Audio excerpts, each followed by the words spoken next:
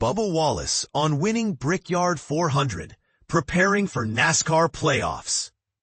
Imagine being on top of the world, with the weight of expectation lifted off your shoulders. That's exactly what Bubba Wallace is feeling right now, after his historic win at the Brickyard 400. But here's where it gets interesting.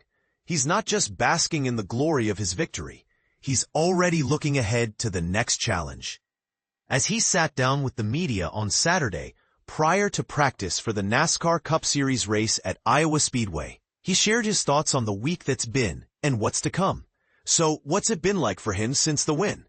"I didn't go hard after the win," he admitted. "Getting older and realizing that hangovers suck, and also having a kid who doesn't care if you're hungover, that made me stop after 2 beers and just enjoy it." He had the team over, and everyone got to celebrate together. It was a fun night, and the celebration continued at the shop on Tuesday, where they all got to relive the moment together while working. As for how he felt after the race, Wallace confessed that the heat in the moment was overwhelming. "That was the quickest adrenaline crash I had. As soon as I got off the top of the car, I was done," he said. But despite the exhaustion, he knew he had to pace himself because the media was waiting to talk to him for hours. Now that he's locked into the playoffs, Wallace is feeling a sense of relaxation, but also a sense of freedom to try new things.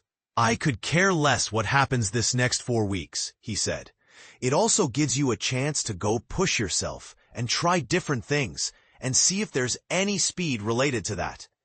He's excited to see how it goes, and he's not afraid to think outside the box. In fact, he even joked about pitting on lap 1 and doing something stupid just to see what happens. But what about the controversy surrounding his win? Some people have said that he only won because of the circumstances and that he didn't truly deserve it. Wallace has a message for those critics. "I don't care. I got the win," he said. "I did not want to end it under rain delay because of the social side of things. I want to go out and fight for this and give it my all, run out of gas, or whatever it is." He's not worried about what people think because he knows that he's put in the hard work and he's earned his place at the top. And this is the part most people miss. Wallace's win is not just about him. It's about all the people who have supported him along the way, including his family, his team, and his friends. He's grateful for their love and encouragement, and he's excited to see what the future holds. As for what's next, Wallace is looking forward to the upcoming races, and he's feeling confident about his chances. "We've had speed there, and we figured something out there the last couple of races, so it's been fun to show up there," he said. He's also excited to get back to work and to see how his crew chief, Charles Hendrick, will react to their first Cup win together. It's been really special to have a guy like Charles come in after a very successful truck career and jump into this role and figure out his way, Wallace said.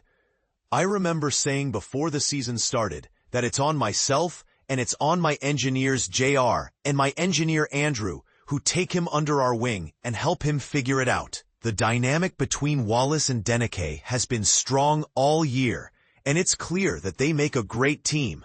But what about the critics who say that Wallace's win was a fluke, that he only won because of the circumstances, and that he's not a truly talented driver? Wallace has a message for them. "I don't mind the extra work," he said. "I'm willing to put in the effort to prove myself, and I'm not afraid of what people think." He's focused on his own goals, and he's not going to let anyone bring him down. So, what do you think? Do you believe that Bubba Wallace's win was deserved, or do you think it was just a lucky break? Let us know in the comments. And as for Wallace, he's just going to keep on doing what he's doing, pushing himself to be the best and enjoying every moment of it. Bubba Wallace's impressive finish in Iowa. NASCAR rivals on notice.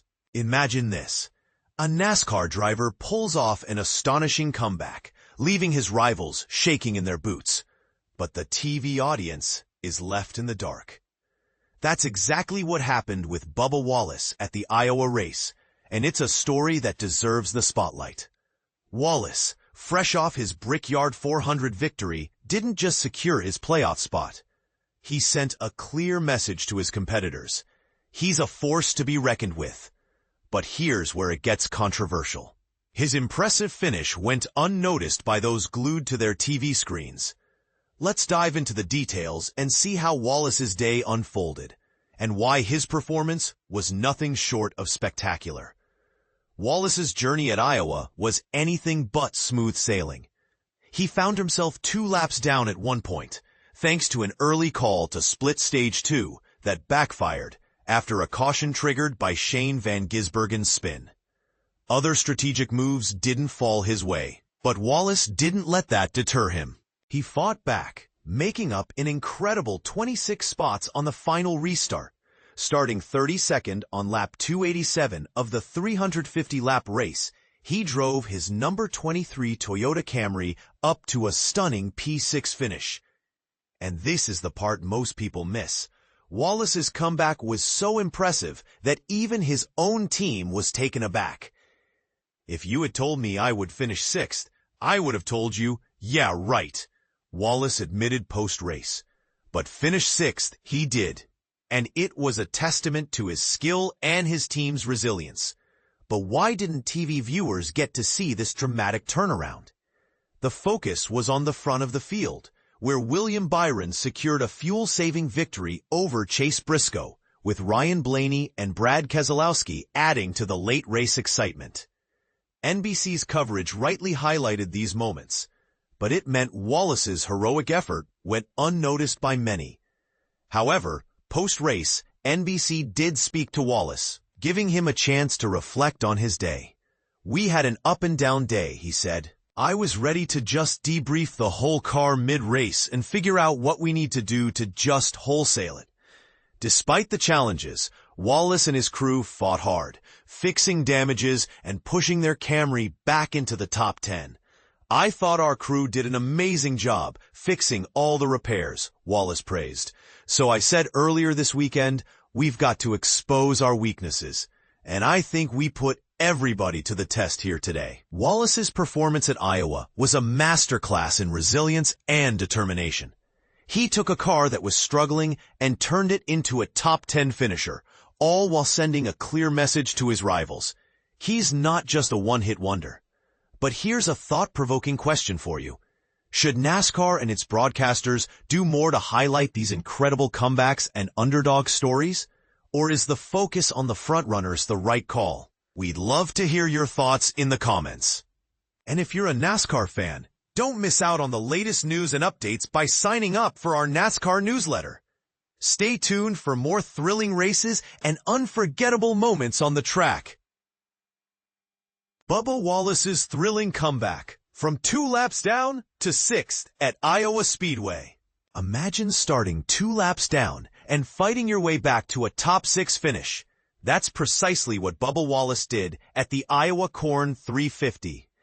It was a roller coaster ride for Wallace and his number 23 team, who turned what looked like a disastrous race into a triumph of perseverance and skill.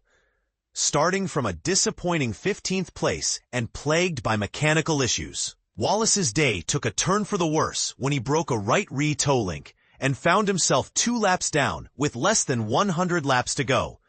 But here's where it gets controversial.